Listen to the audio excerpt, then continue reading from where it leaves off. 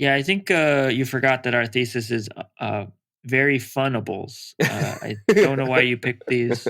I didn't find them to be funnable. I feel like there are some fun moments. There's some dancing. This was the worst Morgan Spurlock movie I've ever seen. Who the fuck is that? You did like supersize me.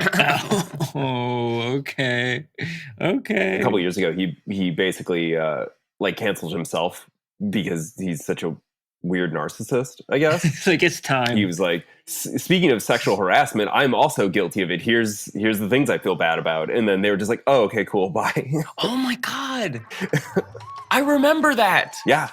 You think you're going to cancel me? I'll cancel me. I really doubt he ran that by his publicist.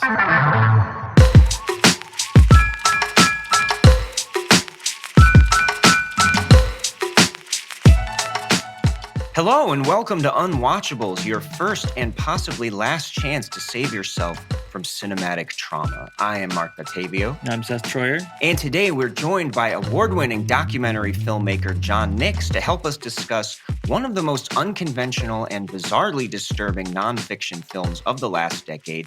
It tells the story of the 1960s Indonesian mass killings as retold and gleefully recreated by the mass killers themselves. The film is Joshua Oppenheimer's Oscar-nominated 2012 documentary, The Act of Killing, as well as its 2014 companion piece, The Look of Silence.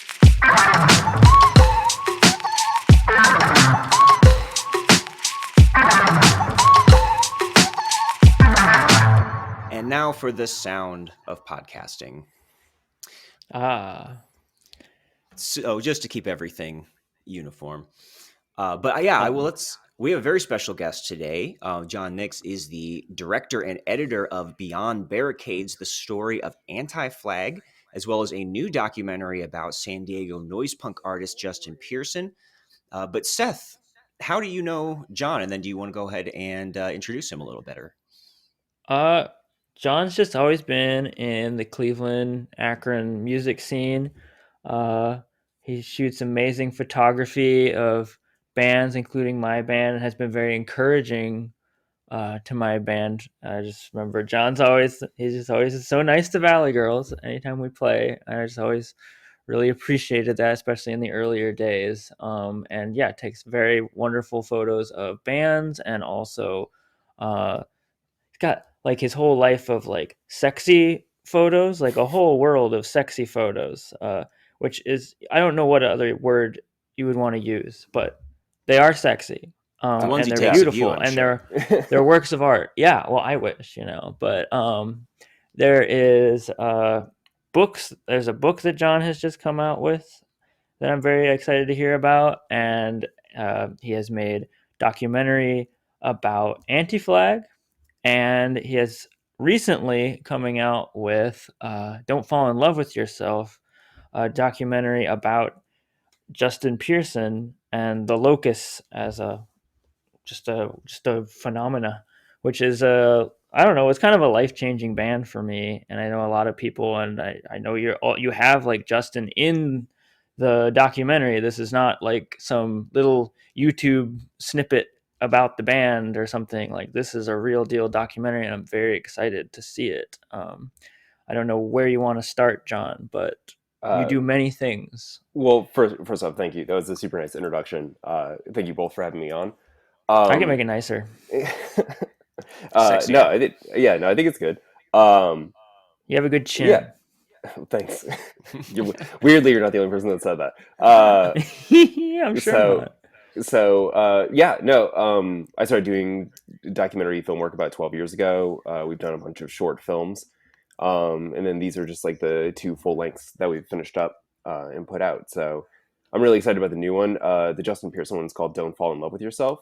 We started it, like 4.5 years ago. We started it before COVID-19, and then it was almost done, and then got kind of kneecapped by that for like a good 1.5 years where we had to kind of sit on our hands. So, but it's finally coming out. I'm so excited. And you actually are, like, you went over to California and you have footage of Justin and folks from the band and everything?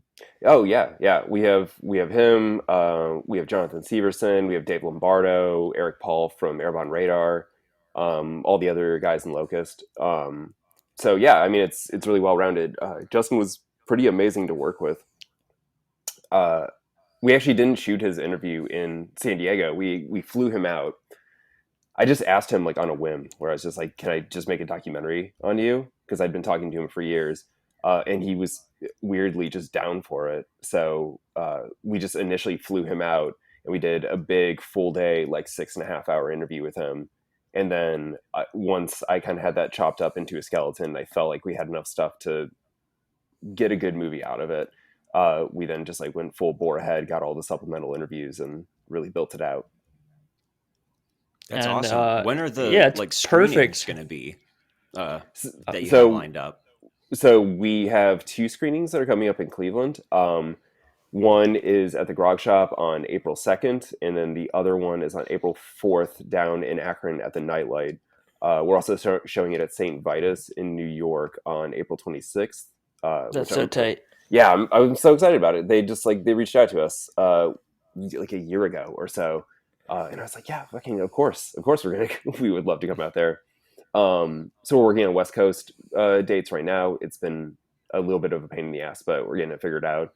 And then there's probably going to be one in Philly, but like no exact date. One in Atlanta. So it's just right now we're kind of like full steam booking all the screenings for it, and then it'll obviously come out and become more available to everyone later in the year. And for those who don't know who like the Locusts are, and you're listening to a podcast called Unwatchables, like the Locusts could be on like in a world of unlistenables, I would say. For some people, it's like so much more than just hardcore or metal music. Like it's just very easy to lump them into some like easy genre category. They are this like borderline like disgusting, like cartoonish. They're like it almost sounds like they're playing like characters that are aliens or creatures or something in their music. It both follows kind of like a metal technique, but it almost has this like sci-fi bent. So I just couldn't help but feel like it's like it works pretty well on this podcast for Yeah, people who like gross weird shit, you know. yeah. You said they were life changing for you, and I don't think that that's uncommon. I mean, I think that when people know about No. honestly, kind of any of those 3-1G bands, it's either like you're in love with them or you don't know about them. It's kind of those are the 2 lanes.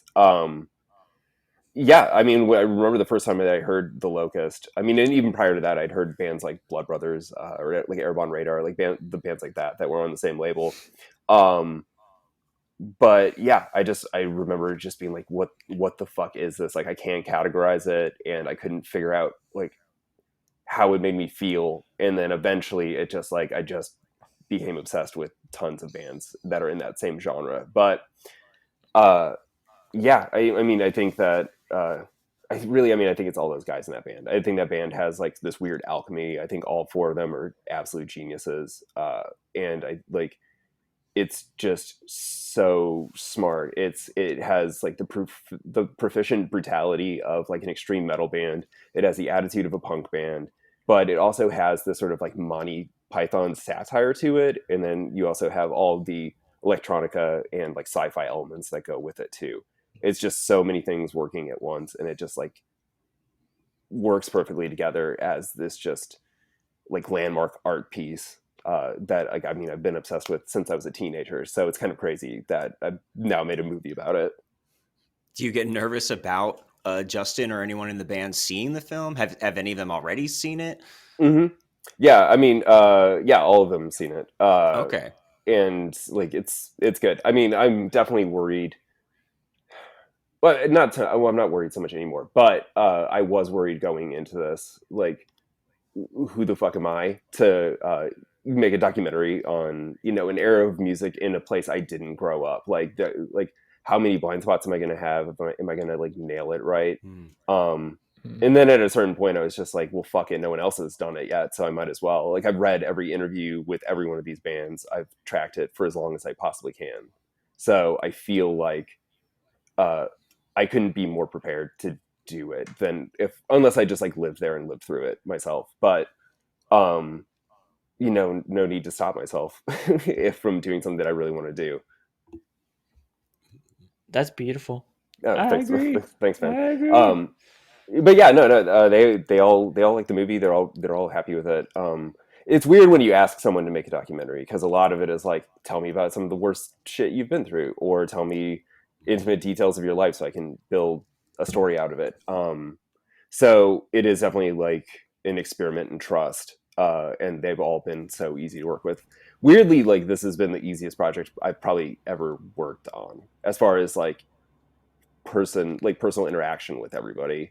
Uh, and I feel like there's like a weird irony to that because everyone looks at this and then you see a band like this and there's like puking and nudity and they're insane, like crazy on stage. They're the sweetest, most kind, generous people to work with. And so it really, like, there was never really any kind of difficulty getting anyone on board. Like everyone was just so nice and like happy to be a part of it. It's funny how that works out. Those usually tend to be the nicest guys. And then, I'm sure backstage at a Eagles concert in the 70s, that's where the real depraved Oh, Oh I can yeah. only imagine. stuff was going on. I saw a story last week about how like the two of the dudes in Journey both have like armed guards outside of their individual like dressing rooms to protect them from each other. So Amazing. and it's fucking Journey. Their green room looks like the stage at the Locust concert, basically. Yeah, it seems like it. Yeah, I heard that Bob Seger makes all of the people who come backstage eat shit, 121 Days of Sodom style. But Yeah. that might be a rumor. Coming next on Unwatchables. Yeah. Well, Bob John, Seger. I'm thrilled to have you here for this particular discussion because we are talking about documentaries today, and you certainly would have kind of a insider perspective about what goes into filming and shaping and all the different decisions that go into making documentaries like this. And these were definitely, at least The Act of Killing was one of the most acclaimed documentaries of the past decade. If you look on Rotten Tomatoes or the critical consensus as it was coming out, it kind of blew people away. And so I'm looking forward to getting your take on all of that stuff. You actually met Joshua Oppenheimer, who made these movies? Yeah. I've had a really long relationship with these movies. I went to Toronto International Film Festival in 2012 when it did its like North American premiere. And so I just happened to buy tickets by chance. I was an idiot, and I bought a bunch of like ticket vouchers. And I was like, okay, you buy the vouchers, and then you can just like buy the movies on the website. And they're like, no, you just have to bring those vouchers to like the office there, and then pick stuff out from the catalog, and hopefully it's not sold out. So once I arrived at TIFF, I was just like, okay, what do I want to see? Just like frantically flipping through the guide to the festival. And I saw the picture of like the fish restaurant with like the dancing girls coming out of it. And I instantly was just like, I don't know what the fuck this is about. I need to see it. I need to know what this is. So I just like got the tickets for it and we went to go see it. And it just melted my brain. Like I couldn't believe what I was seeing. And then afterwards, like Joshua Oppenheimer did a Q&A, but then, he was just like, yeah, I'm just going to hang around the theater. I have nothing else to do. So if you guys just want to like hang out in the lobby, come hang and talk with me. So it was like a group of like 15 of us, just like all throwing him a bunch of questions and him just like being very generous with his time. He's just like such a gentle, kind person. And it's such a brutal movie. It's a really interesting contrast in demeanor. I listened to a lot of interviews and commentary like with him, and it does seem like he is the genuine article that this isn't just a movie for him, it's a mission, it's a spiritual investigation of some sort. So that does not surprise me at all that like yeah, like this guy would want to spend time and like just beyond the movie itself, like this is his life's work or something. Yeah, I mean, he spent it was 7 or 8 years over there. I mean, he became fluent in Indonesian while he was making the movie. Uh, it's just like I mean, it's almost a decade of your life, and then he probably spent another 3 years after it, so it probably is about a full decade. And that is what's as far as like just the interesting. Yeah, release. the film just seems to it's one of the few documentaries for me that does like, which most of the time you have to like read about it and you're like, oh wow, actually it took like 10 years of him being there, but like it becomes very apparent very quickly that it's just like this must have taken, like, even to just like someone who doesn't know anything about documentaries, like it just seems very apparent that this must have taken like so much time, so much effort, so much that we like don't even see in the film. Like you're constantly filling in the blanks, which is one of the interesting things I think about the film. One of the many things about the film that is fascinating is not everything is explained of like how and when and how, when it all came together or how we got here and got to this person. It is just like yeah, it's wild to behold. Yeah, and there's so much work that he put into finding the right subject. He talks about it on the commentary track on the Blu-ray, and uh, Anwar Congo, the guy who the act of killing like revolves around, was the 41st like person from this genocide that he had interviewed before he even like said like, oh, it's this guy. Like I can feel something in this guy, so this is who it's going to be about. And even before that, there was, I know it began as he was trying to interview survivors and tell the stories of the survivors who like made it through this, or the children of those who were murdered in the massacres in the 60s and everything like that. And they just kept on getting broken up, or they would get in trouble, or the police would find out about it, and they would put a stop to this talk, because it's very like, that's the whole thing, like the winners are like, the murderers are the winners and they control the government now, so they control the narrative and they want to continue to control the narrative, which is that this was all justified.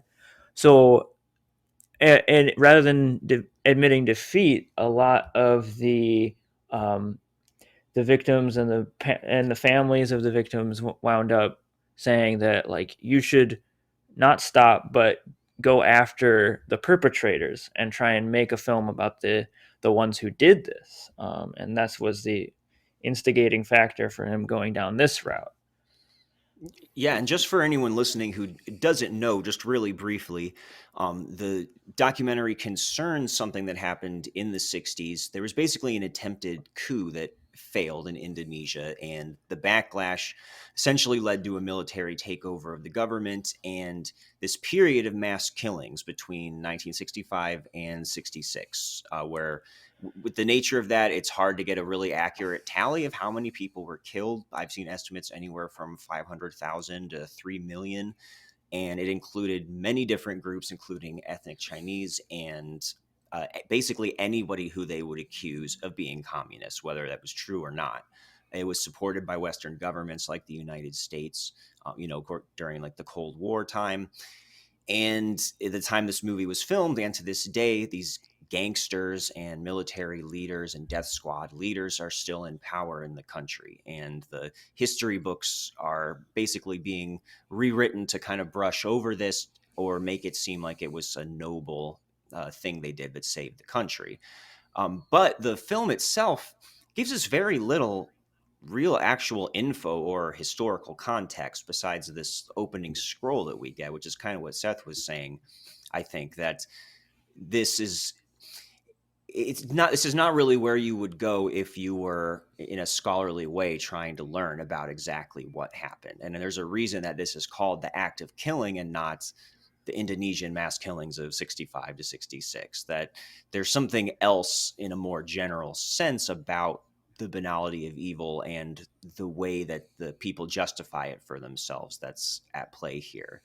So, but the actual conceit of the movie, like you were saying, is basically handing the camera over to the killers themselves, and we get them recreating exactly how they did things, but also just deciding that for some reason we need musical numbers or scenes that look like they're from a Western, and it gets into very almost surreal, absurd territory. And I guess that's my first question for you guys is this a funny movie? And how, what is that?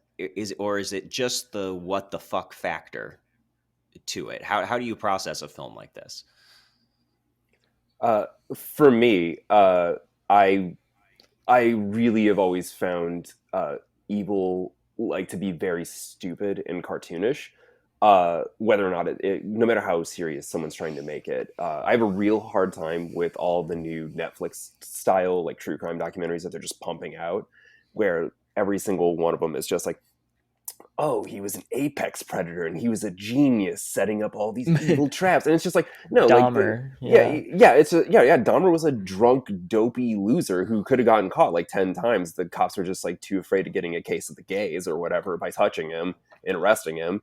And so like but it's the same thing with like Ted Bundy, where it's just like, yeah, like he's very scary in the sense of like his cunning and intelligence around like doing his crimes, but he was also like a pathetic kleptomaniac that was like a college dropout who couldn't keep a girlfriend. Like they're like, these are like malformed, fucked up people, and like I think that you can always see there's like a patheticness to people that end up doing very, very bad things. And so I think that these guys are no different, where I think the movie, for as dark as it can get and like nauseating at times as it can get when they're talking about exactly what they did to people, I do think that it just seems ridiculous at the same time. It's these two guys, just especially with active killing, it's two guys trying to build their own legend out as they picture it through the lens of like growing up watching movies and reenacting gangster films that they saw. And it's just like, it's like pathetic self-aggrandizing. It reminds me of, to a lesser extent, with like Andrew Tate and people like that, where it's these guys that just want to believe that they're so powerful, and then you look at them and you're just like, no, you're just like a weird, insecure loser who ended up like becoming a misogynist or a very violent person, you know? Oh, absolutely. And it's a greater conversation about like these reenactments or whatever you want to call them, these fantasies, which in some ways they are fantasies because they are like they're trying to depict, they're trying to create some kind of impossible argument through through film and artifice to basically convince an audience member and themselves that what they did was not horrible and it was like justified in what they do. And it is like a conversation about the lies that many people throughout history and all of us in certain ways, like the layers of denial and the lies we tell ourselves just to get through certain things and allow ourselves to do certain things or justify certain things, like even just like putting gas in your car or something like that, which is, you know, attached to all kinds of like problematic like things, the clothes that we wear. And that there is something interesting about I mean, a lot of this movie does often not directly, but you kind of feel it as an American audience member, and I've heard Joshua talk about it kind of doubling as like a lot of this falls back on America, like the narratives that we were throwing out there too, that like you know, we were feeding this fire in a way of this Red Scare, this hatred of communism, uh, and even beyond that, there is a greater conversation that comes to my mind that is the way America often is trying to has fed its propaganda machine, like that it was okay, like it was manifest destiny that caused us to wipe out the entire race of people that were here before we were here, for no real reason other than greed. I, I think that's what's going on here, even at the most silly like reenactment levels of like them making gangster movies where they are in fedoras and like trying to put that spin on what they did. It's a lot to take in. Yeah, I think that no matter how evil they come off, or like how much like monsters they come off in the movie, if you want to just use a word like that, I do think that they're incredibly human. I mean, because I think that what they're doing is they're rationalizing their lives. I mean, they're near the end of it. It happened decades and decades ago, and they have to look back and be like, no, this was good. This was a worthwhile thing. And I don't think that that's in its inclination that much different from people rationalizing a bad marriage or a job that sucked away decades of your life that you wanted to believe you took for good reasons, or anything like that people do all the time. It's just writ large, and it has huge like societal effects attached to it. I think the interesting twist here is that these are people who have never been had have never even had necessarily to justify what they did or be held accountable. So, these aren't people looking back after history has demonized them, or from a jail sentence or something. That these are people who got a lot of them very wealthy off of what they did. They're still celebrated, and generally, they actually have a government and society that is accepting, or at least pushing, this narrative that they want it to be, that what they did was actually heroic and the communists were all bad. So it's fascinating to see them inside that context where they've never really been challenged about it. And it's very easy for them to make these justifications. So some of the more interesting moments for me is that, as you know, generally these are very well fortified people. They've had this same story and all of this time to build it, and to be supported, by everybody around them. And but there are at least a few moments, there aren't that many, where some of them are more candid about actually dealing with guilt on a personal level, about having nightmares, just from, again, I guess, the act of killing. So, we do get one guy in particular who's, Seth and I, when we were watching this, were trying to figure out exactly where he was coming from, because so yeah, there is one guy who is basically admitting that it's all lies, and that they maybe shouldn't be telling the truth because of protecting their image. And somebody has the line, "Even God has secrets." So there is a certain acknowledgement by some of them that, okay, maybe this was wrong, or the thing being pushed is inaccurate, but we got to keep it that way. But they don't always have that level of self-insight. So I thought that's the way that they've been so well protected makes this an interesting project. Yeah, it's as if the Germans won World War II or something, and you're like getting footage from Right. Germany, and you're talking to a bunch of Nazis that are, of course, dreaming up all sorts of things to justify what they've done. Yeah, I mean, and Joshua's talked about this before in interviews where he talked about like keying in on Anwar and being like, the moment so the first thing he shot with him was there's a scene where he goes up on the roof of this like knockoff purse store, and he demonstrates the way that he like strangled people, and he even brings like a tool along, like this like wire that's attached to Horrifying. a piece of wood. Yeah, and he's like, it's so surreal as a sequence because he starts dancing and he talks about how they would celebrate afterwards, and it's just so nightmarish. But Joshua talked about how during that shoot he could feel this hesitation and this sadness inside of him that he didn't feel with a lot of other people. There are plenty of other people he interviewed that were just like completely unabashed, had never thought, probably a second thought about what they had done in a good way or a bad way. But like Anwar clearly had some kind of hesitation and was probably used to just boasting, because you could just do that. And he learned scripts to just kind of like, recall the stories or whatever for people. But there was obviously something he could key into in there to maybe help break this person down. I think that that's an interesting part of this, is that this documentary feels like a punishment in a really interesting psychological way. And for as like gentle as Joshua comes off in interviews and like when I met him, I think there's a real cathartic kind of cruelty to this movie, where he basically, through these reenactments, he's almost doing like exposure therapy with these war criminals, and it's forcing them to confront what they did in a way that isn't safe for them to just like blithely recall it. And so Yeah, because they're confronting it for the first time in a way where they had to play their own victims, they finally sort of broke down a wall and had to empathize with the people that they were rationalizing away as almost like a subspecies.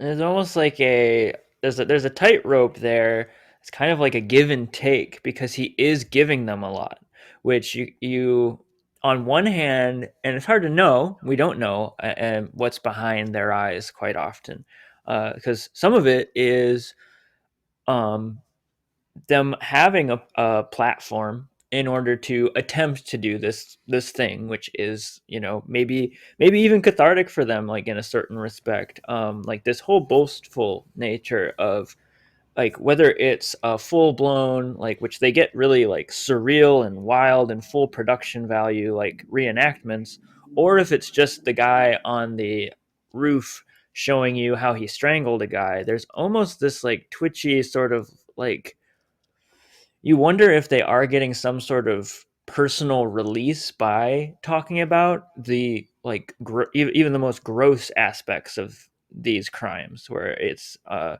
like that they are like no longer as pent up about them because they are sharing them now. They're not like keeping them inside, so they can like give them to other people, put the burden on other people, which is interesting in itself as a transaction, like a despicable transaction. But it's interesting that through that, the director is trying to kind of turn that backwards on them so that they're sort of like not getting away. And the results are sort of varied. And it is like sort of this thing to track and try and follow through the movie. Um, and it's not ultimately, like, I would say, satisfying, because there's no final satisfaction at the end of, like, this method. Like, even though it is like going to this like crazy place, like either the killer or Joshua is trying to do this kind of, I don't know, kind of impossible thing, which they kind of know in the back of their heads, like the killers are never going to like get away with this in a greater like ethical level, in a conversation, and they're never gonna escape their guilt necessarily. And then Joshua is like, kind of knows in the back of his head, perhaps, that he knows that he's never going to fully get through to these guys, like, to like break them, which they never really do break down and say like, oh, I'm sorry, everything I did was wrong. There's no like big like crying moment. There's just little breaking points that we can only infer about, which is interesting. I think that Seth tapped into the central tension of this movie, and not just within the movie, but with the viewer. And that is what I still feel is unresolved. Because when I first saw this movie like 10 years ago, it did, blow me away. And this time I was a little more conscious of what exactly are the fruits of this project, because there is a lot at stake here. This is giving a big platform and these resources to the perpetrators, of this crime. So I was looking for two things. One would be some sort of insight into how they see themselves, or maybe are seen by the other people in their country that they're living with and living side by side with the victims, which I think pretty much speaks for itself. They talk about their philosophy of being gangsters, and they say over and over again how gangster means free men, and they're very much romanticizing everything. Oh Pretty yeah. much all of the justifications that you would expect. And I think the movie does lean a lot into making them look foolish in that way. And I mean, I can get into specifics later. But the second thing is, if this is really surreptitiously forcing them to grapple with what they did in a way that they wouldn't otherwise, because it's being presented to them in this way. And I think that puts a big burden on the pretty much just two scenes in the film, which is one where Anwar is filming his own torture and death and seems to be having some kind of difficulty on set, although that's left ambiguous. And then the finale, which is probably one of the most famous parts of the film, where he basically is showing somewhere he committed these murders and just starts retching and kind of dry heaving. And it's not clear exactly if this is remorse happening to him, or maybe even if there's a level of performance going on here. Um, Or and even if he's just sick, like, that's another aspect. We don't really get a voiceover telling us. It's Yeah, hard to say what's going on. It's like a mystery, and it's just I don't know. There's a lot at stake here for the results to be so varied, maybe about what exactly was uncovered, or if these people were even in on the joke enough to come away from it, embarrassed or with some level of insight themselves. yeah. That final scene is one of those things that like is incredibly haunting. Like in the festival cut of it was even longer. I remember that scene. Maybe it's just my experience of it, but it felt like it went on like 8 or 9 minutes, Mm-hmm. like not like the 3-ish or so that are in the movie. Um, I think that I think it's a frustrating thing because I think that when you're making films that have a political perspective, I think the best you can hope for is sort of like an aesthetic win. You're not actually going to right any wrongs that way. There's only been a couple movies that have really seem to achieve something like that, like Errol Morris's Thin Blue Line is something that actually made like a material change fairly quickly after it. But the fallout of this movie has completely shifted how Indonesians talk about their own history because these people were, and this is also the question of platforming too. I know it's like a really hot topic about whether or not to platform people as like a strategy politically. And I think that there's times when you shouldn't, and I think there's times when you shouldn't. It's all a case by case basis. That's my personal outlook on it. And I think in this one, by Mm. platforming them, the way it's that Josh was talked about it is now because they're so openly just talking about it, and the news is able to comment on it because of this movie. It gave all the victims permission to talk about their own family experiences because it wasn't sort of like an open secret that everyone sort of knew that wasn't addressed on a cultural level. Like it's not these guys are boasting about it in the movie, but they didn't really openly speak about it culturally before the movie came out. So it did have a material effect. Like you're not going to punish all these people, you're not going to right any of these wrongs, you're not going to go back in time and change how it happened. But I don't think the satisfying results happen in the movie. I think that the hope is that it has some sort of effect long term on that culture. I agree, John. I think I mean no one there was probably no I don't know holdout for Joshua that he was going to somehow close the book. I think maybe in his like more optimistic days he did like hope that he would have his moment where like he can bring them down and really bring them to a certain place, but he like this is like even the tiniest little bit of making them squirm or making them budge a little bit or think a little bit is something in the face of the exact opposite, which is like being rewarded with riches for doing the worst things you could possibly do. Um, I think he also the thing is there is I mean kind of to your point earlier about Ted Bundy and these figures that we hold up and everything.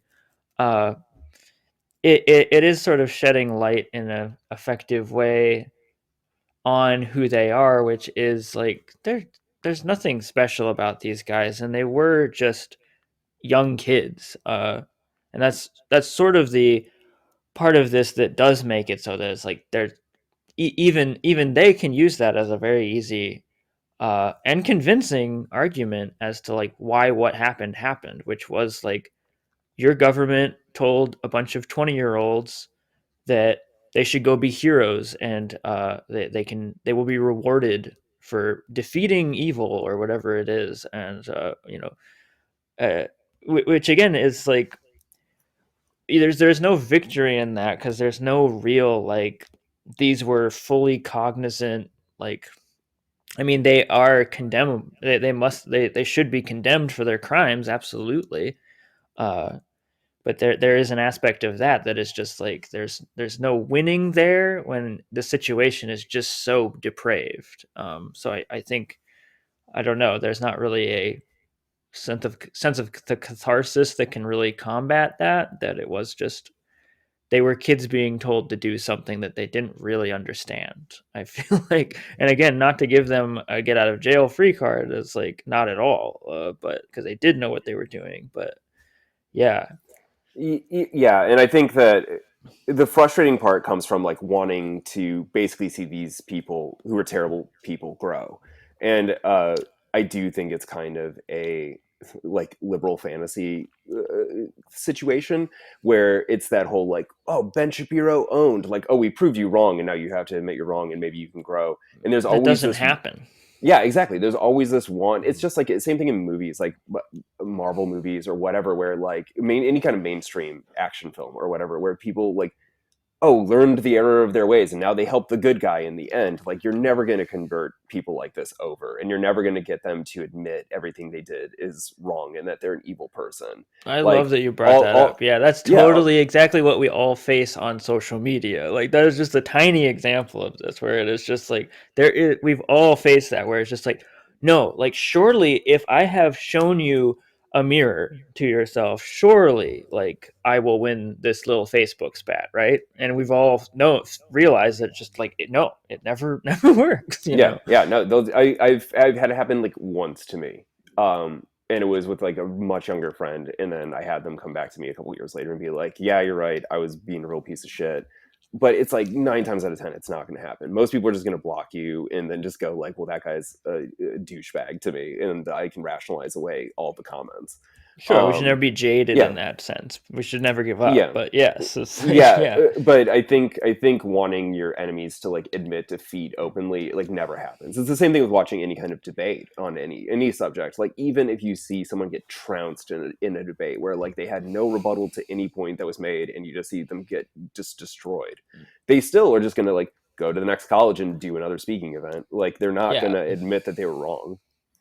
Yeah, and this, it's certainly not the job of documentaries or any work of art to solve a problem, or that's outside of the realm, really, of artistic expression. I think, in general, at least, that's not like the end goal of it, and that's certainly not what happens here. And I think that the real question is just how much light is shed, what insight is happening. How does this work as a movie just on its own terms? And I think it is tricky. It is playing with fire anytime that you're doing something from the perspective of the oppressors, which we talked about the film In the Company of Men a few episodes back, along with the film Naked, which are just good examples of taking the perspective of the bad guys, basically, and aligning you with them to where, not that you approve of what they're doing, but that we're telling the story from their angle to see what insights can be uncovered from that. And maybe with this movie, it depends on a large part who the audience is, that this could be something that might be more effective for somebody who is living in Indonesia and finally gets to see a counter narrative that's making these clowns look like the clowns that they are, in all the different ways that they're trying to paint themselves and how inauthentic all of that is. But there have been some somewhat ethical considerations as far as criticism of the film goes that I'd like to get your guys' take on, because there are certain elements here. One of the most disturbing or hardest to watch scenes for me personally is when we're following around one of these gangsters or former gangsters, and he's basically shaking down these merchants for money and forcing them to keep giving him more and more payments.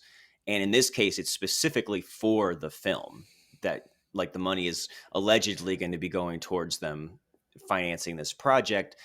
But also, I don't know, it seemed to me that the guy he's following around doesn't really do this all the time, but he's performing for the camera that he wants to seem badass and like this is what he does all the time, and he's taking more and more money. And it's kind of the same thing as when they do the recreations. They have these extras that are made up of sometimes what seem like they could be families of the former victims, including children and women who, after some of these scenes, like can't stop crying, or there's a woman who seems clearly like she's been traumatized by this village burning filming scene. We also get another guy who tells a story. He's basically playing a torture victim, but he tells a story about how his father was killed. And he's like trying to laugh like while he's telling it. Like, then I'm just telling a joke or something. But then afterwards they're having the actual killers are having some discussion, and the guy is like silently crying, like they're not filming the movie at all. Yeah. So there is a sense of like none of this would be happening as far as re-traumatizing these people who are participating if it wasn't for the film that the act of killing was having them recreate. And I don't know, I think that's another interesting question. Yeah. So I have some info for that. So Okay, great. so when it comes to like the village burning like scene where the woman faints and stuff like that, explicitly they chose to like not have any. Those are all relatives of the direct like killers that did it. It was like wives and children and like brothers and like cousins and people like that that were directly related to the people that did it, like expressly to not re-traumatize people that went through it. The only person in the movie that is involved that had family members die was the journalist that's crying, who's like reenacting a torture sequence. He was actually a captive of them and managed to like escape and survive it. And because he's a journalist, he wanted to do it. He basically was just like, this is my story and this is how I can help do this by like putting myself basically in like the lion's jaws, more or less. So like that is really good to know. I'm glad that you had that information. That makes me feel a lot better. Yeah. As far as like the shaking down stuff, I think they did that fairly regularly, but I have no doubt that he was building it up for the camera and asking for more money than he would otherwise do, which I do think is an ethical worry. I've thought about this stuff a lot just because I haven't had to work on a project where I hate my subject. Like, I don't know that I could do one of those movies. Like, I have so much respect for people like Errol Morris, who is also an executive producer on this, where it's just like, I couldn't sit across from Donald Rumsfeld, like, and like be calm about it. And so I find it fascinating when people like Joshua or Errol Morris or whoever can do these movies and like spend years of their lives talking to these just like absolutely awful people, and build a relationship with them and earn their trust and like mask well enough to not show their true intentions. And I think there's an ethical dilemma there with that, even where like you're not being honest with your subject. But at the same time, I think that, I mean, people in like a fascistic level of power are like they'll take advantage of any kind of ethical choice you make and remain entirely unethical the entire time. Like, I don't think that like setting a good example for these people will teach them better. I think it's a big problem on the left in general that I have, where it's just like, you can like use perfect language and like try to make exactly ethical arguments and go about everything ethically. And the fact is like the people that you're going up against don't give a fuck. Like, they will kill people and they will steal every election. They have no problem persecuting anyone that's not like them. And like, meanwhile, you're being like, but I'm being a perfectly behaved person. And like, right, I'm going to reach across the aisle. It's well, like, remember it's like, me better for this, you know? Yeah, they don't care. It's like Pelosi hugging Lindsey Graham. It's just like, this is a person that like openly is doing bills that are harming people, that are going to get trans kids killed. Like, and like that, like, you're just sitting here like it's your day job. Like, you're not around a coffee machine at some dumb business where it does, like, what you're doing doesn't matter, where you're all working bullshit jobs. Like, you are some of the most powerful people in the world, and you're enabling those people to feel comfort in their prejudice, you know?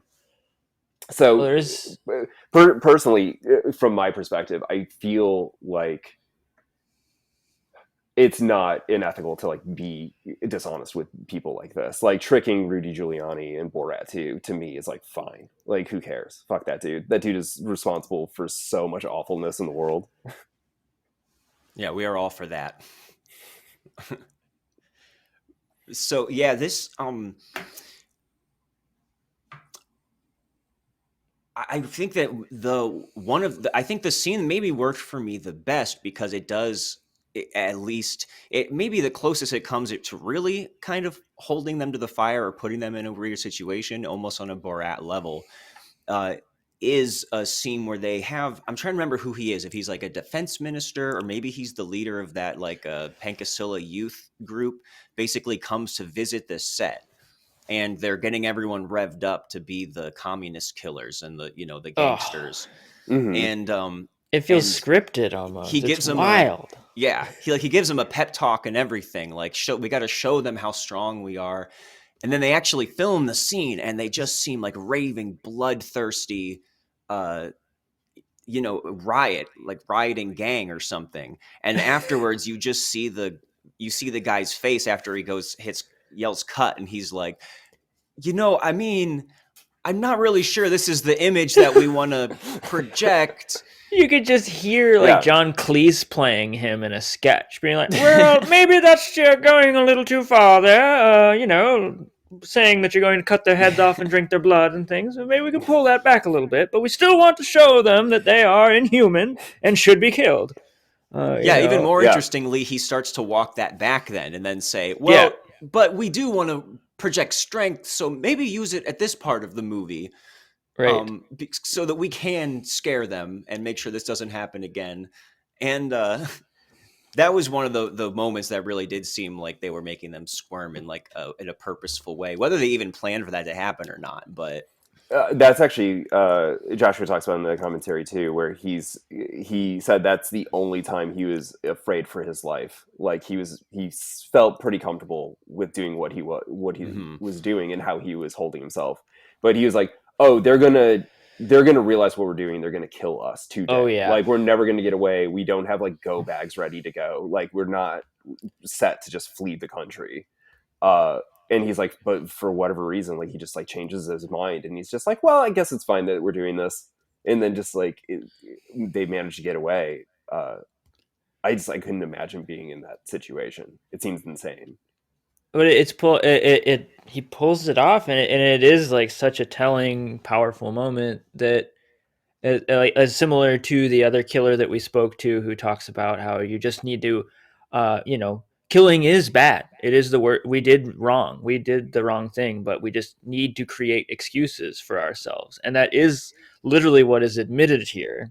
And that like, yeah, I know, yeah, like I'm ahead of this whole thing. I'm in charge of this whole thing, and I know what we're doing. So like, but he's like saying it basically on camera, which is very wonderful, cathartic in its own way to hear, even if it is something we already knew, which I get is a frustrating aspect of this movie, perhaps.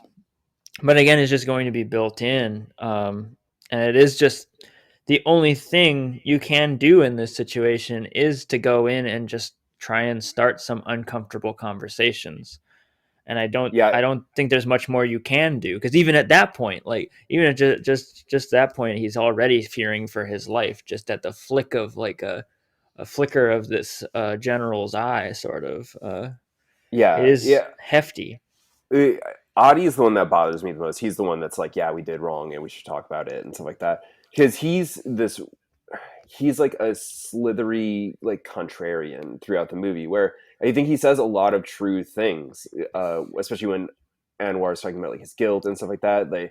It's really bizarre when they're on the docks and he's just like, oh, there's just like a problem with your brain. You just need to take you need to go to a neurologist and take like brain vitamins so you don't have nightmares anymore, or whatever it is that he says. And then like that hit me really hard. Yeah, but then he's in the cab and he's just like accusing Joshua of being a communist, but on top of that, like be like, yeah, the Hague doesn't give a fuck. Like, why should I give a shit? Like, and so he's just doubling back on the things that he says to Anwar, like when he's away from him, and now he's like back to being just like, well, hey, I did it, and I did it. Like, what am I gonna do? I can't take it back, so like I should just be proud of it, basically. And he's right when he says that, because it's more convenient and it gets him through the day, because he can't do anything.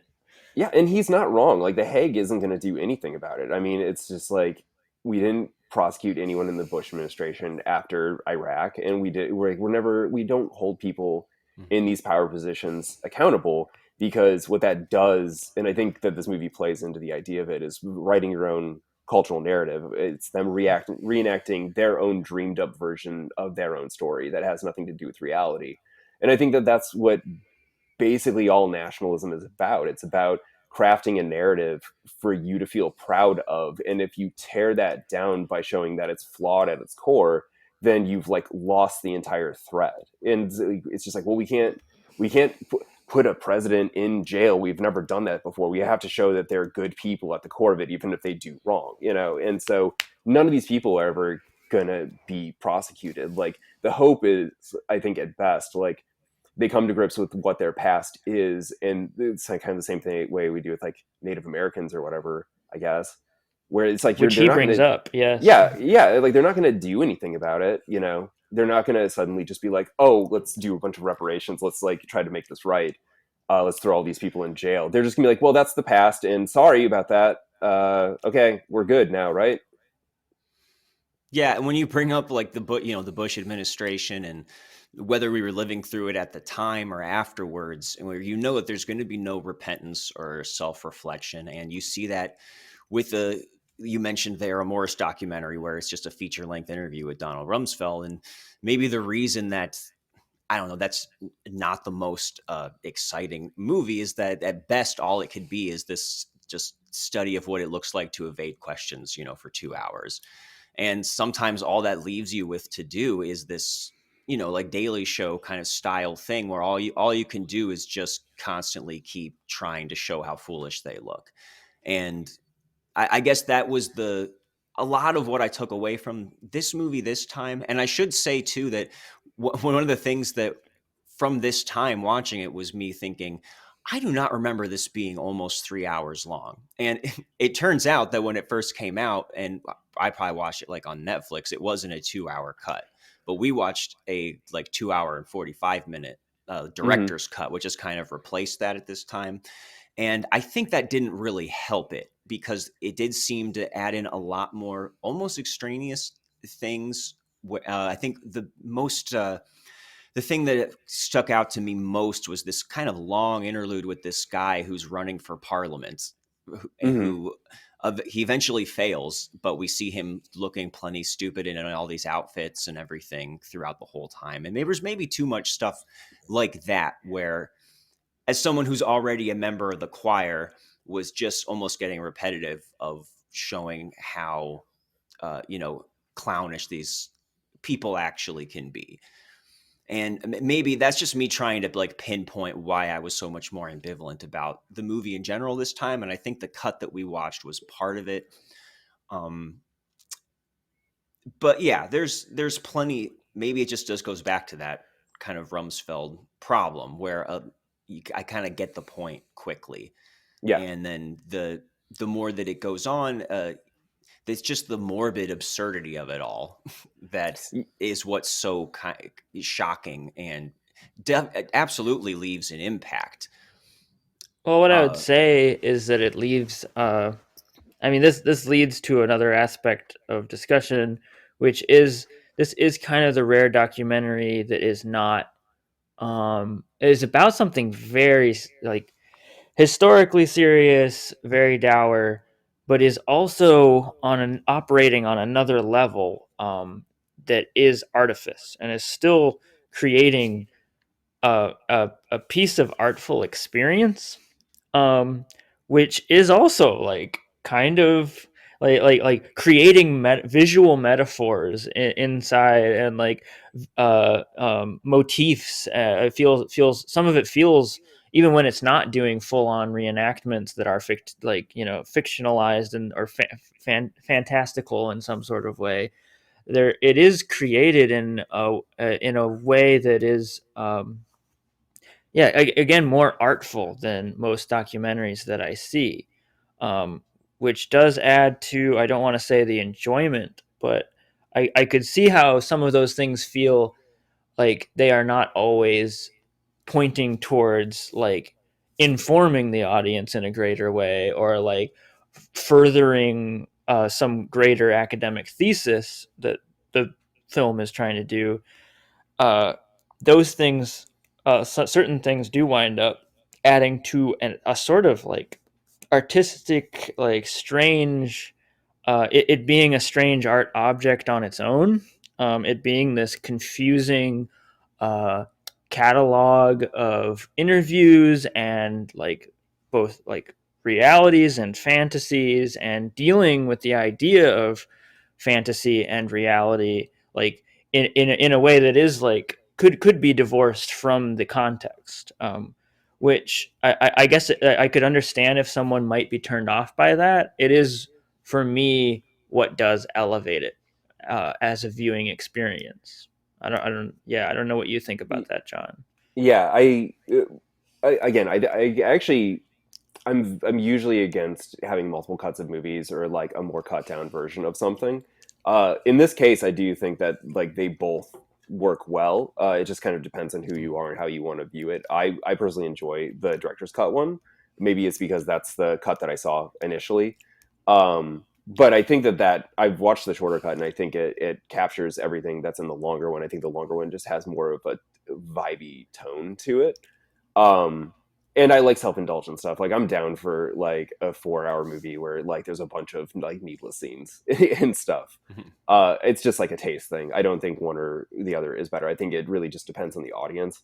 But going back to something you said with the whole Donald Rumsfeld known unknown documentary, I think that this movie feels very like proto-Trump in the same way that Unknown Known did. In So what he was trying to do when he did Unknown Known is just recapture what he did essentially in like Fog of War, where he gets McNamara to admit that Vietnam was a giant mistake and we never should have done it, which was like an earth-shaking thing to get someone to admit on camera.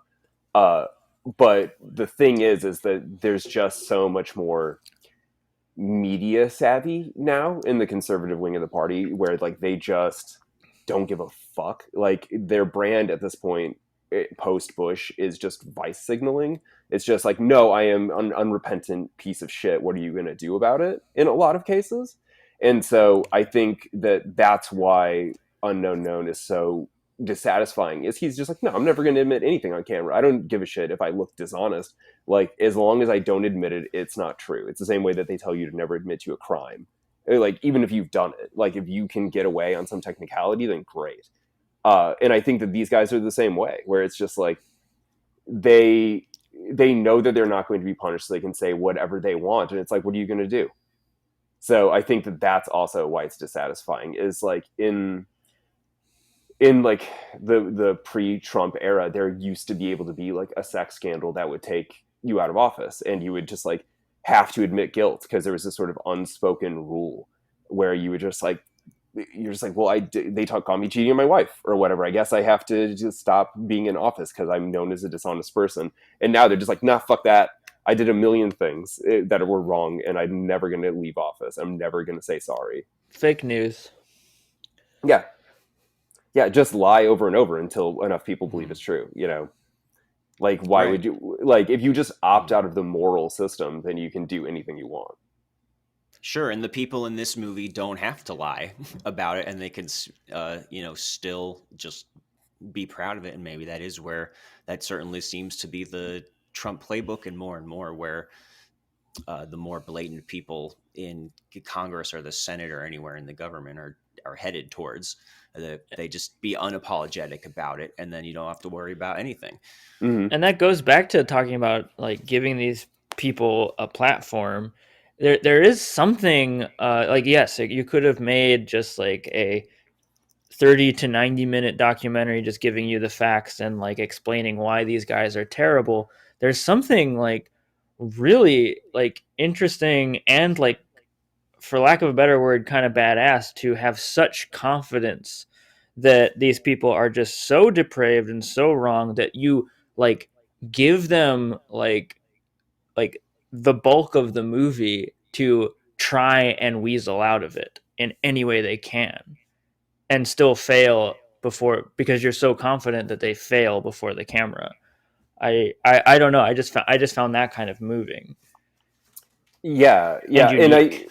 and I think that like there's the thing that Fincher said about Jaws that's like always stuck with me, that I heard probably back in like film school or whatever, where he talks about how like we remember movies that traumatize us, and I think that goes well with your podcast. But he talks about seeing Jaws and just being like, oh no, it fucked me up and I had nightmares, and I can remember that movie like shot for shot. Like I don't even need to watch it again. And I feel like that's the same thing with this, where I do think that like by putting the like such unrepentant like repulsive people on camera, I think that that's going to get through to more audiences, especially given this movie's reputation. I think that's absolutely true, than doing some sort of a Ken Burns like PBS style, like even-handed analytical documentary. I think if you gross people out and you hit their ick factor, it sticks with them. And like, they might not remember the name of this movie, or they might not remember every little detail of what happened, but they're like, no, I remember that, and I like couldn't sleep after I watched it. Yeah, like as much as I like would love to see like the victims and like have them their voices elevated, there's I can't help but there like feel like it's like a double-edged sword that I would be the burden would fall on the victims to tell the story, and the burden would fall on them to relive these things in front of the camera and to build the movie out of, you know, them telling the stories and crying for the camera and everything. It is interesting to turn that on its head and put the burden or attempt, like even if it is a failed attempt, like attempt to put the burden, which it is a burden, the story itself is a burden, to put it on the villains. Yeah, and so I'll kind of I'll kind of say my final word here before we move on to the Look of Silence, because it is quite a different experience, and we lose a major part of the conceit with this. So I want to make sure we give at least a little time to that. Sure. But I want to make Mhm. sure everybody else has a chance, in case there's anything else you wanted to just add in or wrap up or summarize about the act of killing before we switch gears a little bit. And I think that we've touched on pretty well the contradictions that are at play here, and it definitely is fascinating. And this is a very bold movie. And if I sound a little more negative than everybody else, that's just kind of me grappling with what was a much more conflicted experience for me this time. And maybe it just goes back to the example I was giving earlier about In the Company of Men, which I think is so powerful and works because it is about something that's hidden, that it's about on one side seemingly harmless corporate middle management types, and then the friend who's a nice guy, and seeing how that dynamic works between them, and how the nice guy is actually maybe even more depraved than the outright sociopath. And that kind of formula is kind of doesn't really work for me if, say, it's about Nazis as opposed to people with something to hide. And maybe that's the dynamic at play here, that just wasn't as much to uncover, especially at this length for me. And that really maybe the best way is if you are starting from a place of being used to these people being romanticized, and maybe that depends on exactly what your experience is with the topic and the audience, that maybe this would be more revelatory if you were coming from that place where you're used to seeing these people in power, as opposed to someone like me, who's more on the outside looking in. But I definitely think it's an audacious piece of work, and like John said, absolutely something that you wouldn't forget, for better or for worse. For me, just going as far as calling it brilliant or important, I think oversells maybe the results of the overall project. Um, but that's me. Why don't you, if you just want to respond or anything you wanted to say, Seth, then we can let John have the last word.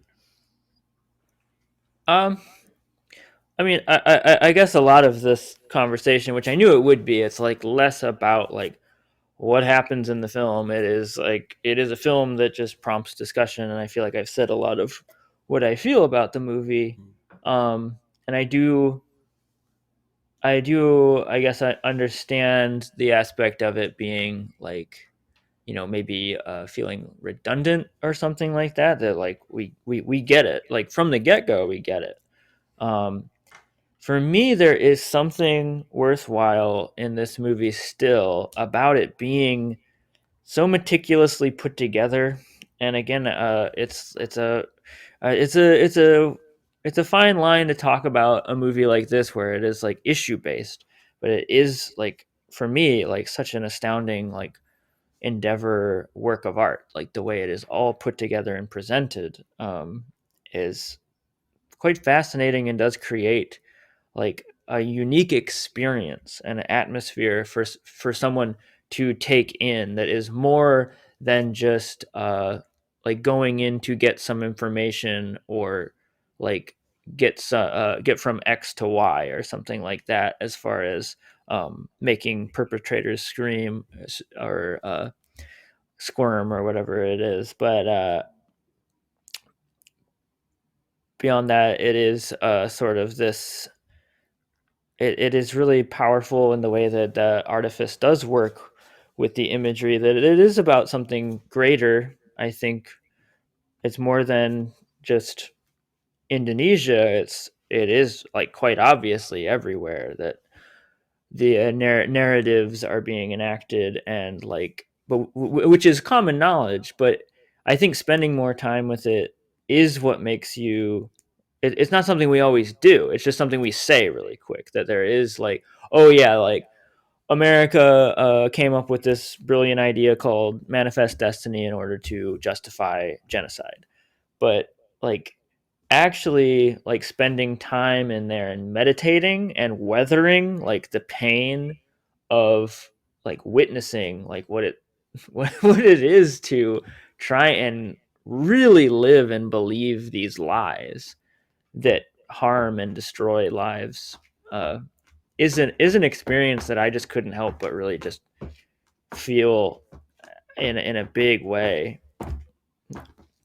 So I don't know. I did walk away feeling pretty moved by this on a few different levels. Again, like on both it being like something that I didn't know about, and I do feel like has done good for this a certain cause, and uh, is striking out against evil. But it also, I don't know, being reminiscent of, I mean, a low hanging fruit example is Schindler's List, where it is both something that really pushed forward, like pushing ideas about something that and illuminating a part of history, but also does the work of creating really beautiful, like doing justice to its form, which is artifice, which is a film, and it is like a very well crafted, and like it works on that level as well, as far as following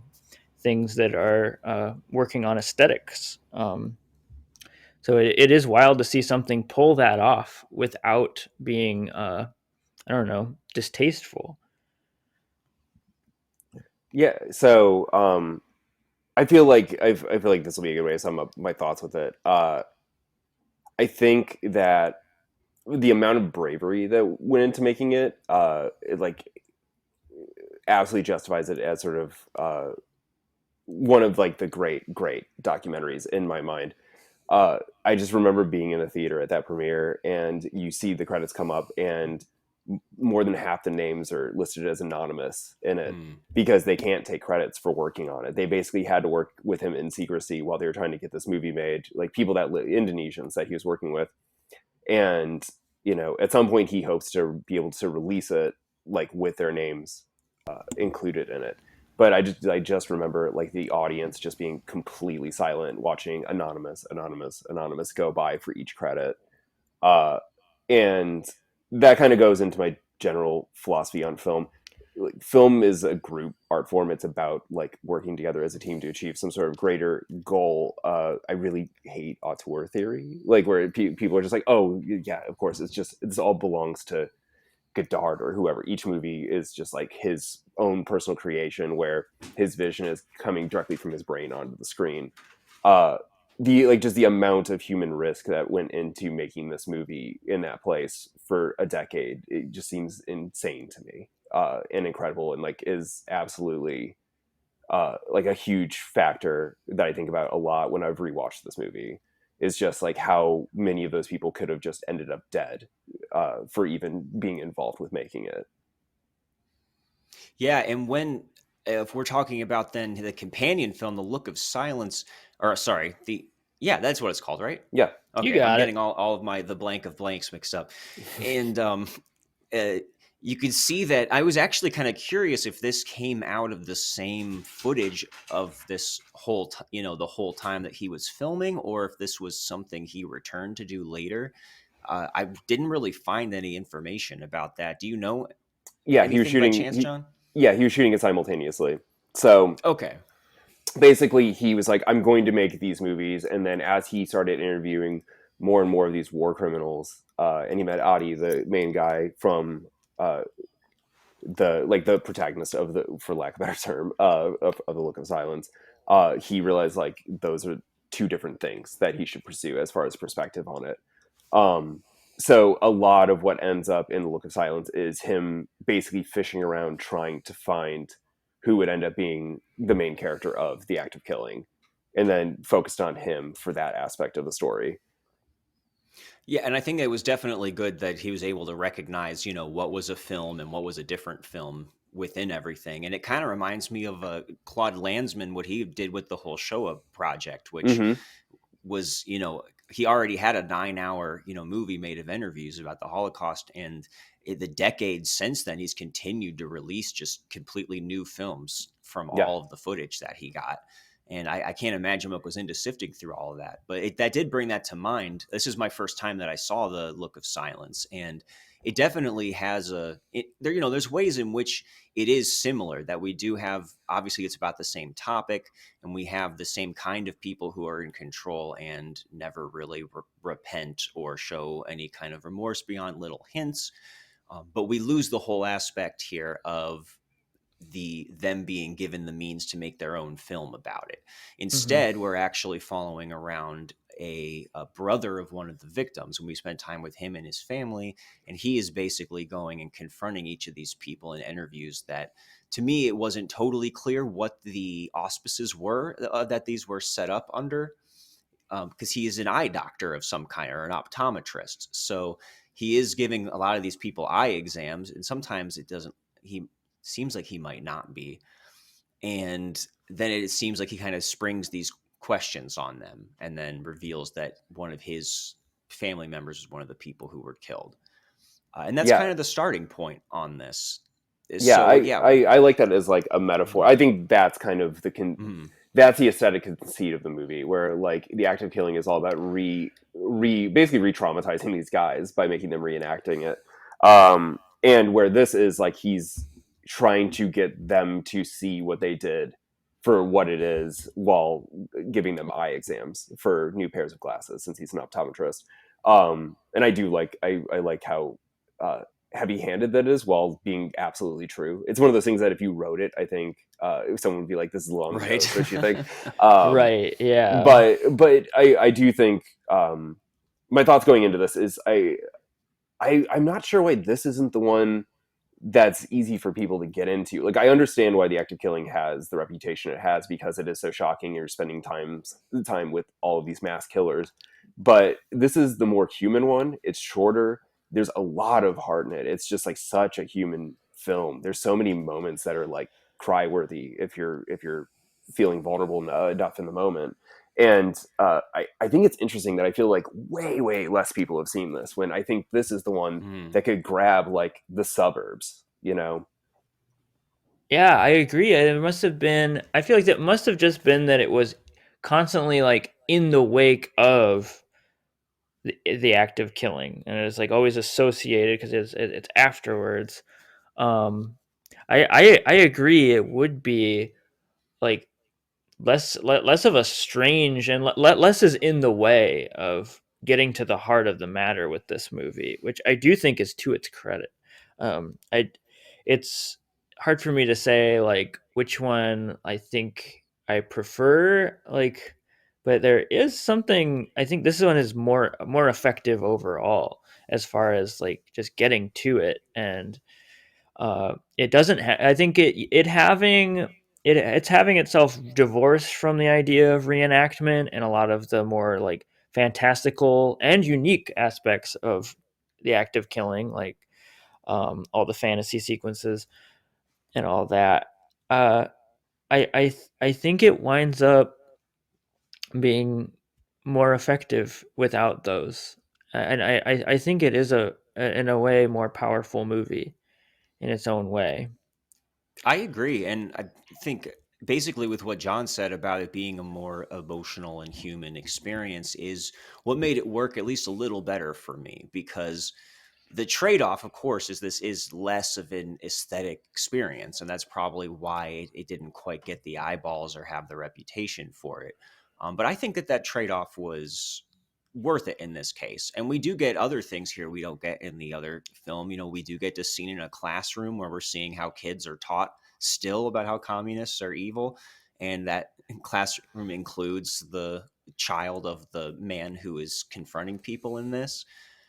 And we even see like people who he's interviewing actually trying to intimidate him in real time, like, and saying, you keep asking questions like this and this is all going to happen again, like you're on the side of the communists. And that was something I don't remember a whole lot happening in the act of killing, where here you really feel like this present tense, like don't pick at this wound because I'll go right back around and do this to you again. Yeah, the one really twitchy guy he's so uncomfortable throughout his entire confrontation.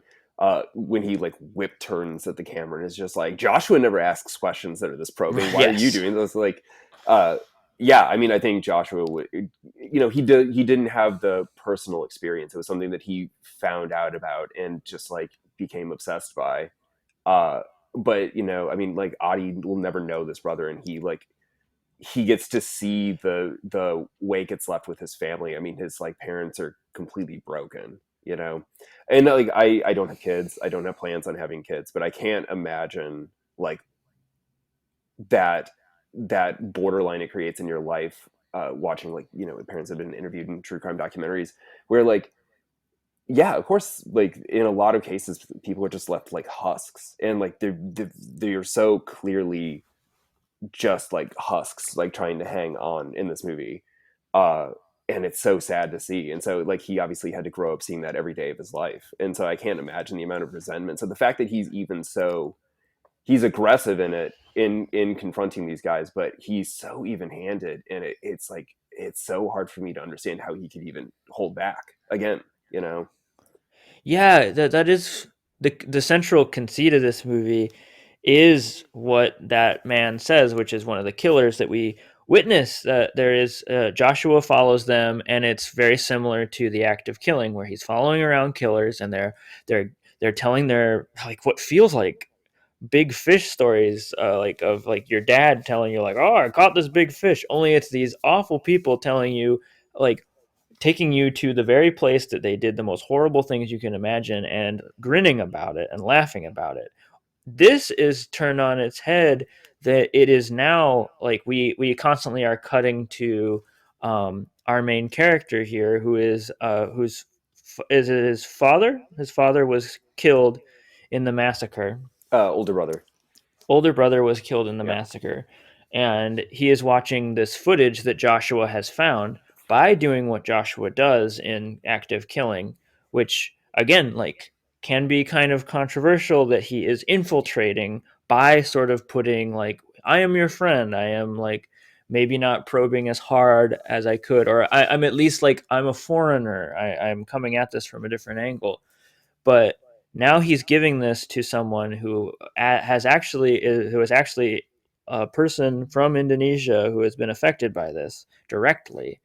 And now this person is bringing that footage and that knowledge to the feet of the people who wronged him, which I think is a whole other thing, and is like, it makes it so much more personalized and zeroed in. I like that so much of this also has to do with him not only just our main character, who is anonymous, I believe, and he's speaking to both the killers, and quite often there is like the killer's daughter or someone else there who is aware of it, like what happened in some respect, but not exactly, and they are also hearing some of these horrific things for the first time, uh, and having varied results occur, where some of them are like obviously appalled, and then other ones, like later in the film, I find really fascinating. We can talk about it. There's like one of the sons is just like, I didn't know about this. I don't want to hear about it. I like everything is fine. Like everybody's constantly reiterating, like, why do you have to rock the boat? Which is such a thing that like everyone deals with when you're dealing with trying to like bring truth, like uncomfortable truth in a conversation. It's like, why do you have to rock the fucking boat? We were fine before you did this. Why can't we all just get along like good hippies or something, you know? Oh well, that's actually my favorite line in either of these movies. Like I think that it just captures the surreal, almost satirical nature of what's going on. Uh, and again, just like makes the kind of the villains, or like adjacent to the villains, so cartoonish. Like the line is, why are you bringing up the past? Why can't we all just get along like the military dictatorship tells us to? Which Yeah, is just like such an oh my insane god, yeah. line. It's like out of Yeah. RoboCop. Like it sounds like a Quiet part out loud.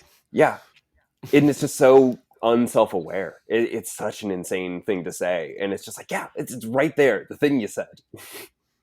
Yeah, and that element of just direct confrontation is what we get in this one that we don't really in the act of killing, that they are directly held to the fire, I guess, about that, which in terms of the actual perpetrators is really no more effective in terms of results or getting them to look inward. Maybe they squirm and get a little more uncomfortable, but it is with the members of their family that we tend to get those more varied results, where we have on one hand somebody's daughter who is sitting there, and at first she seems to be like, yeah, we're proud of his role in freeing our country, and then she sits there and listens to him talking about drinking the victim's blood and collecting it into a cup so that they won't go crazy. And you can see how disturbed she becomes, and she eventually says, please forgive my father, and do I recognize you, and please consider us your family. He's senile now, I welcome you.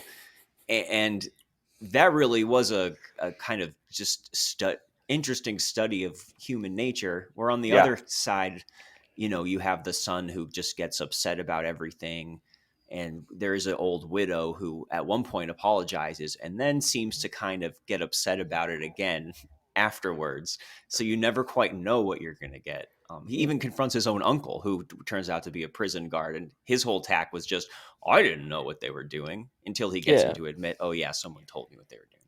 Yeah, The classic Nazi argument thing, or it's just like, I was doing what I was told. I didn't hurt anybody directly, you know, that thing. Yeah, it feels so much like Showa, where they're talking to the like train conductor that operated the trains to take them into Dachau, and it's just like, yeah, dude, you knew. Like, you can bury it away and rationalize it away however you want, but like, you knew, all these other people knew, the surrounding villages knew. Like, I understand on some level, like maybe the kids that were incredibly young didn't know, but I feel like as adults they have to know. On some level, they have to know that it happened. But if they didn't, I mean, I understand having such a violent range of emotions about trying to reprocess your entire idea of this person in your life, like based on new information. You know, I mean, that's a lot to process. So I understand like having a violent knee-jerk reaction to it, especially someone like your parent. And a need to again formulate some kind of rebuttal real quick, or a fantasy to believe in, to continue to believe in, because it's just easier. Like otherwise, like what the fuck do we do? And yeah, again, like that guy says, it's just like why can't we all just follow this? Like he like doesn't say it, but like why can't we just all follow the script here? Like we were all fine before we started talking about it. Like we just did things, and we don't. If we as long as we just don't talk about it, it's fine.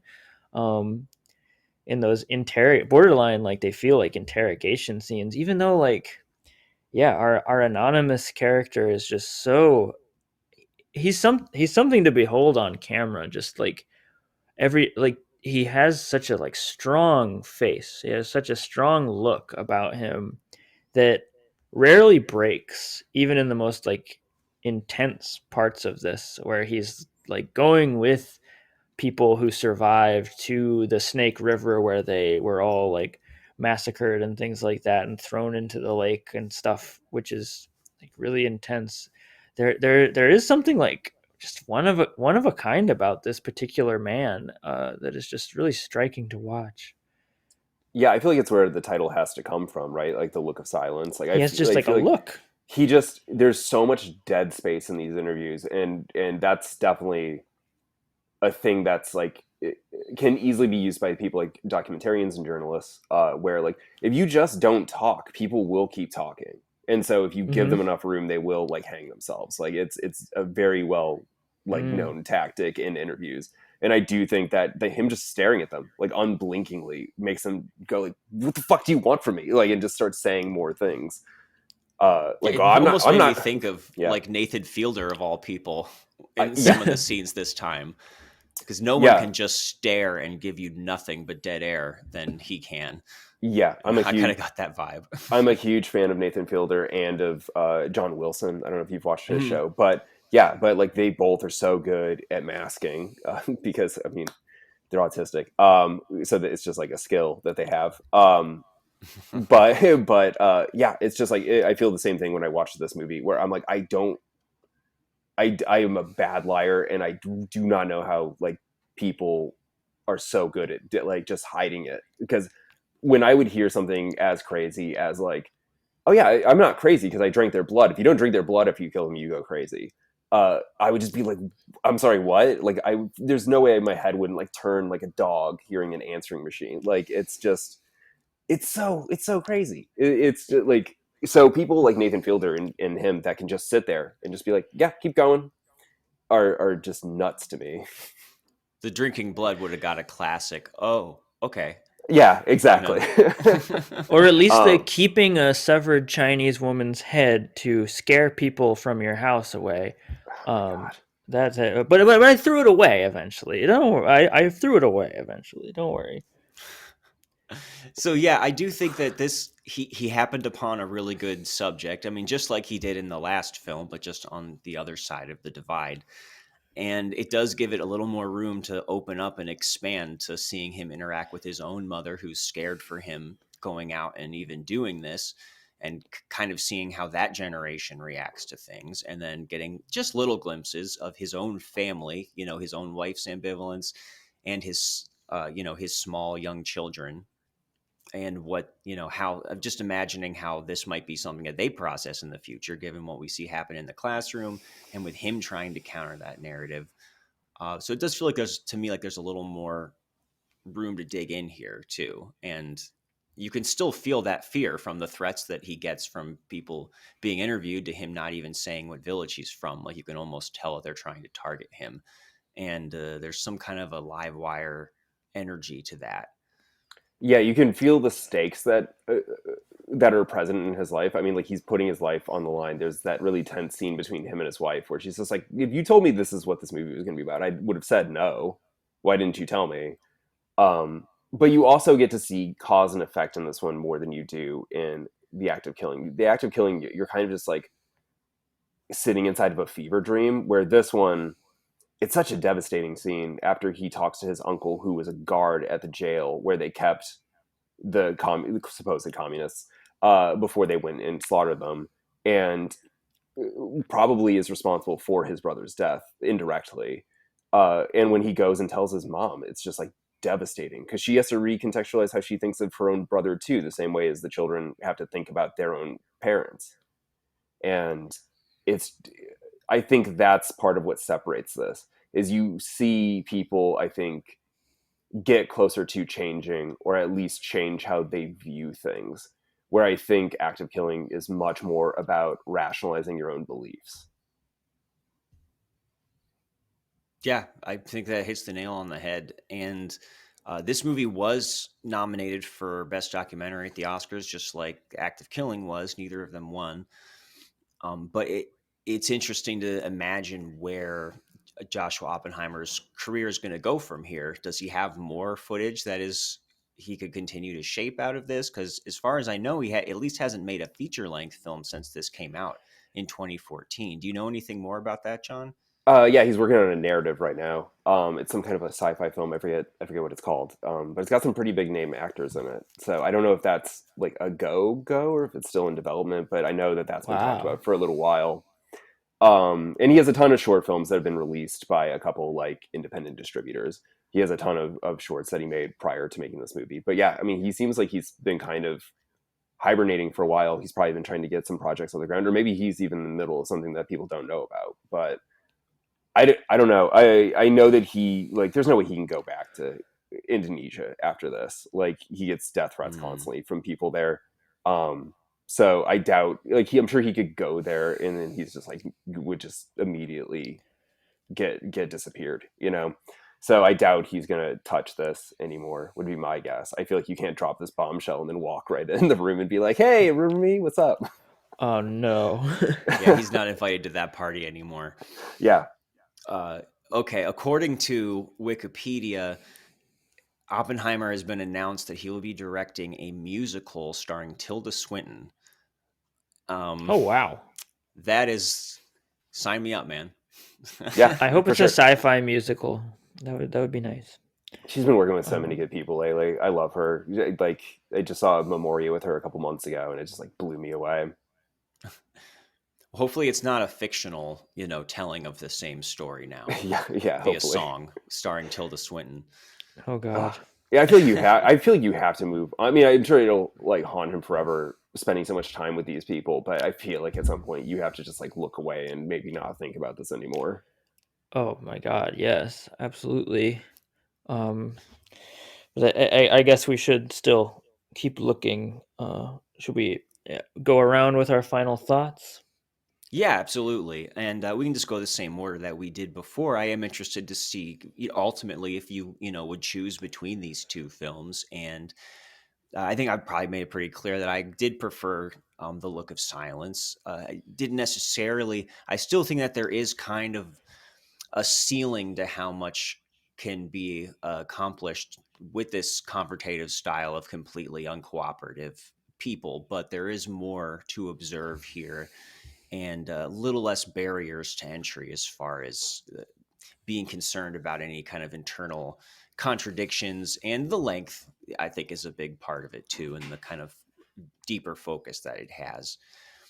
So that is where I land with that. I do think that the whole thing is a worthy project, and it absolutely has the best of intentions wherever you land on it.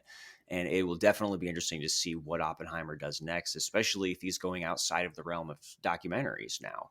So that's kind of another big unknown that I'm looking forward to seeing. But what about you, Seth? You've got to pick one. I've got to pick one. You have to pick one, or I'm coming over there. This is such a strange thing. It's like which one of these is the one you want to throw on, or something. I don't know. I think this is the better film. I do think Act of Killing, and maybe it is because I saw one first. I don't know, but that one was just like an unforgettable, like meditative experience that like it was like capital E experience that I felt like I weathered. It was like a very moving thing to behold. So I do think if I'm talking preference, that one is it really did strike me. Um, but I do really love the Look of Silence in its own right, because it does still do a lot of what I love about the act of killing. It is still like just on an artifice level, like really beautiful. Like the photography and the way that it's all set up is just again, because I just think that that could be like such um an unsatisfactory fate of this subject matter, that if it just becomes, as much as I don't want it to be like dramatized or like put in some like candy coated like wild package, that the packaging is still important. It would be a shame that it wasn't dealt with in an artful way, and I think this is like so interesting, just with like how it centers both, it zeroes in both on a particular like little microcosm rather than like looking at it from like the major players. We're going inward now, and it is about just like kind of a nobody in this play, like for in a certain respect on the playing field, who we are just following, because which is great to see, because he is just as important as anyone else in this story. His story is very important, and I love the interrogation of people who are also just very ordinary down the street people who are still like, okay, maybe I am even more so interesting than the like, which is still like a wild scene to see. The whole like you said, John, it does feel like if you would have written it, you would be like, get out of here with that shit. The whole eye doctor scene is very intense, and like again, like interrogate some of the things that like maybe I have holdouts about the act of killing, which is like, hey, you don't ask questions like Joshua does. Like, yes, this goes a little deeper and a little harder. There is something here that I don't know, just about the people who are on off camera outside of history that are maybe the sons and daughters of the perpetrators or the victims, and how they like now they have to live in this society now, which in a way is like fascinating on its own, which is just like how like which we kind of live with as Americans. Like, how am I going to just continue going forward when I know that our forefathers did what they did? That I found very, very intriguing on its own, like a whole new level of interest. Yeah, powerful. I could keep talking about these movies for another podcast. I feel like there's a lot here, but I could stop there, I guess. Okay. Yeah, I mean, you can shoot me now. I I think that The Act of Killing is a singular piece of art. I think it's one of the greatest documentaries ever made. I do think that it's more inaccessible. I think it's harder to get into. It's more demanding. It's uglier. It's more unpleasant. But I do think that there's nothing like it. But The Look of Silence, I think, is much more accessible. It gives you someone to root for, which I think goes a long way with most audiences. So I definitely think it's the one that maybe people should watch first, and then if they really want to like gaze into the abyss, go to Act of Killing. I like that. I think that they could walk away with a better experience at The Look of Silence and go like, okay, good enough for me. I don't need to stare at these people anymore. But if they want more, then I think you you level up to the next one. So as far as like recommending it to people, I would say Look of Silence first, and then Act of Killing second if you want to go all the way with it. All right, that's a good compromise. Cool. We'll need to make a list of other movies where it'd be best to do the sequel first, and then if you're interested, go back to the original. I'll have to think about that. Maybe The Godfather. At least yeah. a little. Star Wars. Yep. Cool. Very comparable films. Well, Jon, thank you so much. It was great to get the perspective of somebody who is so well versed in documentary films, as well as having a particular relationship with this series. And I want to make sure that we reiterate again about your new movie that is coming out. And anything else that you want to plug or put out there? I understand that you said something about a publishing company as well. You got a book. Yeah. So first off, thank you for having me on. I really appreciated this, and I love these movies. I've loved them forever, and so I'm happy to talk about them forever with anyone. So yeah, my next documentary is "Don't Fall in Love with Yourself." We're doing screenings all summer, and then it'll be coming out on streaming and physical later on in the fall. And I also have a small publishing company called re-enact that I started this past year. We have 3 books out so far. We just announced our 4th book. It's a book called "But God Made Him a Poet," and it's all about John Ford's entire body of work, but from a 21st century political perspective, where it tries to sort of like pick apart like the morality of his aesthetics and like all of the contradictions. I mean, he was a socialist, but he also hated communists. He showed very racist portrayals of Native Americans, but at the same time, he like literally lived on reservations with tribes, like, and he had like very personal relationships with them. So he's a very thorny, influential, complicated person to look at. So that book is by Scout Tafoya, who writes for RogerDebert.com. He's my favorite video essayist ever. Future guest, by the way, on a spoiler. Awesome. And okay, so if you want to, you can just cut around that. If you want to just like save it for him. But yeah, so we'll be doing a bunch of other books. I have like 6 other ones in the works, but I can't really say anything now. But it's nice. It's nice having smaller projects where I can work with a lot of other artists that I really admire, and not have it take like 5 to 7 years in between each thing being finished, like a movie. So it's been something I've really been throwing myself into, and I think it's going to reap some really good rewards. I'm really excited about it. Great. Do you have like a website or Twitter or something you use mainly? Yeah, my personal one is Jon Nix Film, JONNIX Film. And my website for my publishing company is withanxbooks.com. All right, so that is where you can find Jon and his handsome chin all over the internet. Hey. We got to laugh at the end of this one. Absolutely. And check out his documentaries, which will be a lot more fun than the ones that we just talked about, I assume. Yeah, they are. So, all right. Guaranteed. No war criminals in my documentaries. Awesome. Not yet.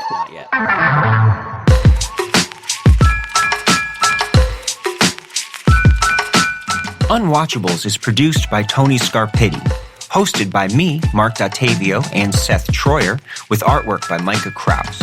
You can find Seth and I on Letterboxd under Marc Dottavio and Sloth Troyer. You can also check us out at unwatchablespod.com for links to our Twitter and Instagram, or support us on Patreon for bonus content and to have a say in what we watch. Thanks for listening.